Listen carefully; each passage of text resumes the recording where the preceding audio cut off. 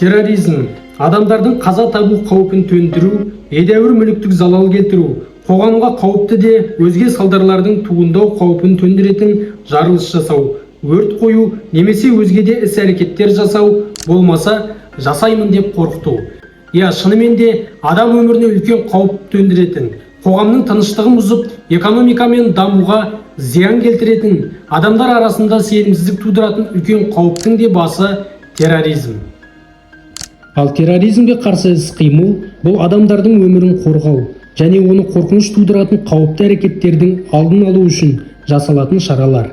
Қысқаша айтқанда, әр азамат терроризмнің алдын алуға айтарлықтай үлес қоса алады.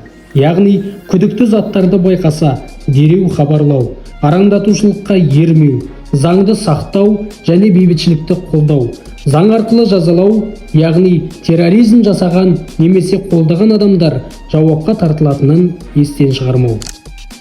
Түсіндіру жұмыстары адамдарға терроризмнің қауіпті екенін айту, жастарды теріс жолдан сақтау. Мысалы, қоғамдық орындарда тексеру жүргізу, күдікті заттарды қараусыз қалдырмау, шұғыл қызметтерге хабарлау, бұлардың барлығы терроризмге қарсы іс-қимылға жатады.